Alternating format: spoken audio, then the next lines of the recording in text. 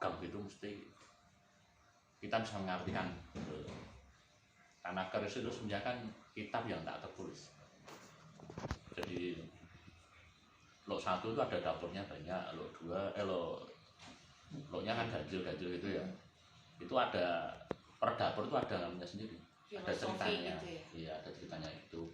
Kemudian kalau memahami ritual tentang keris itu, kita harus mengerti proses pembudidayanya, bahwa keris itu kan bukan produk massal, personal gitu ya. jadi kita tidak bisa datang ke tempat itu ada kita tinggal beli milih itu nggak bisa.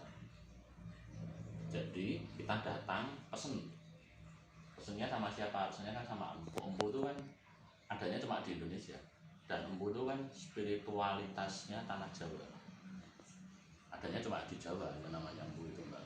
Jadi kita datang ke spiritual kita, terus apa sarannya gitu. Terus nanti kan empunya terus memberikan barang berupa keris itu. Jadi keris itu karya dari spiritual untuk momongannya gitu, untuk jemaatnya gitu. Jadi orang dahulu itu selain berdoa juga berkarya. Nah itu hebatnya kan di sini. Makanya ritualnya keris itu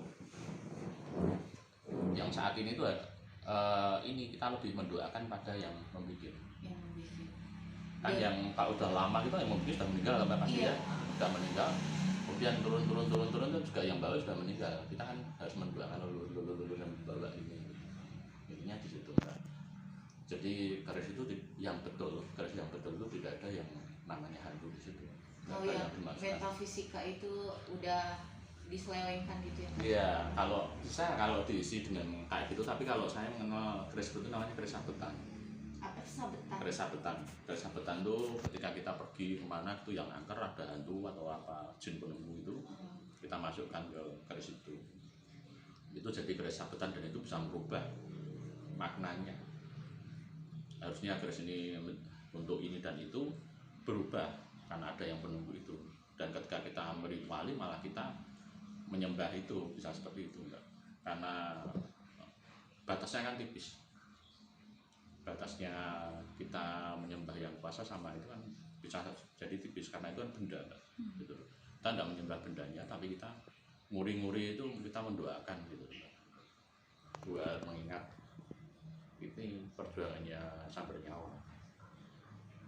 Nyawa dahulu yang berperang dengan senjatanya, khususnya sampai terbure itu, khususnya kan dibungkus di senjatanya itu mbak. Akibatnya kan terus putus. Maaf sambil saya catat ya. Iya, ini direkam sama Mbak Randy nanti kan. Nggak apa-apa, cari.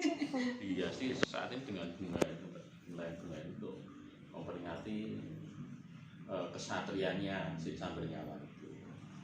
Seperti itu sebenarnya. Jadi seperti yang sesajen itu ya Pak ya. Iya. Gitu mungkin saya juga kan terpengaruh dengan yang di film-film atau cerita gitu. Saya baru tahu kalau itu untuk Sambal Nyawa. Iya, bunga itu untuk memperingati kisah Sambal Nyawa itu, bahwa kesatriaan Sambal Nyawa. Seperti itu mbak. Keris itu juga ada periodenya. Kalau zaman dulu itu lebih ke teknis mbak.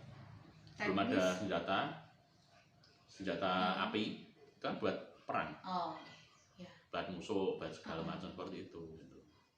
Jadi terus sejak Majapahit hilang, Majapahit sudah runtuh, muncul peradaban baru di Demak, dan seterusnya sampai era Mataram ini kan itu dikultuskan menjadi pusaka penguasa. Jadi bahwa yang megang keris ini dia adalah raja dan ini dan itu. Jadi seada pergeseran gitu. Ini tidak ada kisah seperti itu di prasasti tentang keris, seperti itu tidak ada. Bahwa itu murni tool, senjata, dan memang yang didoakan untuk keselamatan yang membawa. Karena untuk berperang kan pasti harus selamat.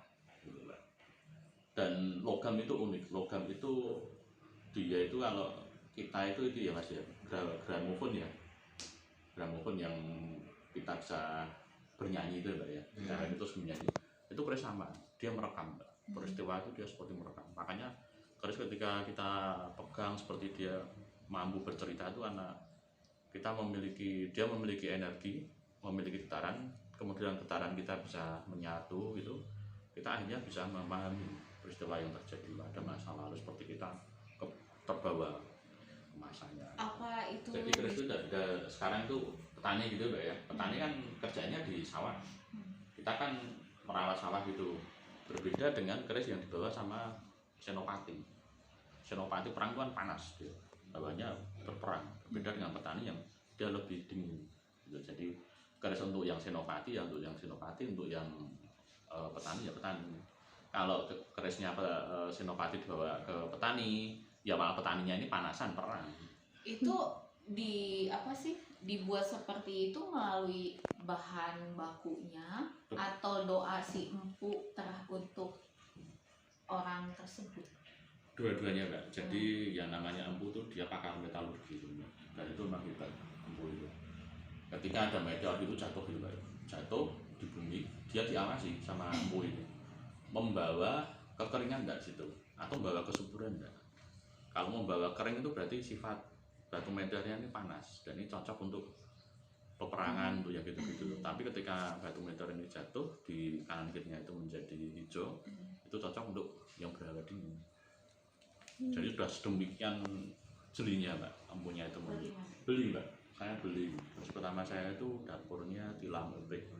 Tilam upik itu lurus, kemudian ada sokoannya satu tanpa gerenong gitu. Tilam upik itu tikar. Tilam itu tikar ya.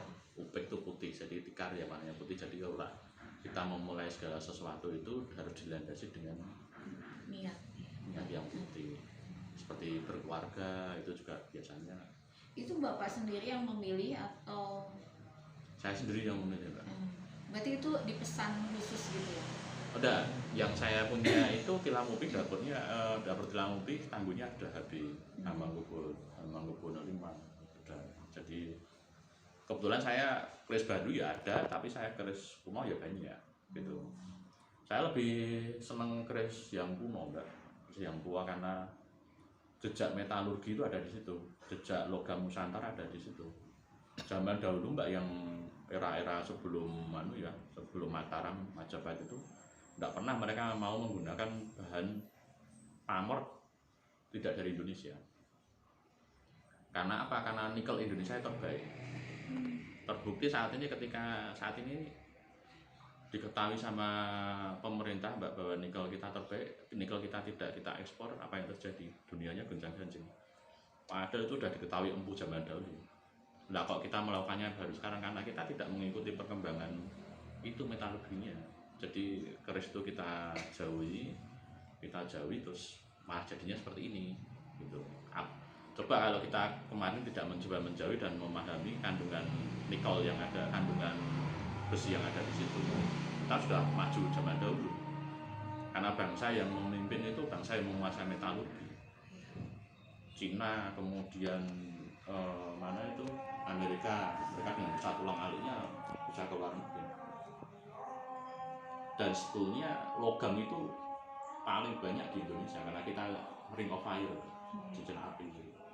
Cuma ini yang kita jauhi karena ya dengan macam-macam pisahnya yang tidak betul itu akhirnya kita terus menjauhi benda-benda seperti itu.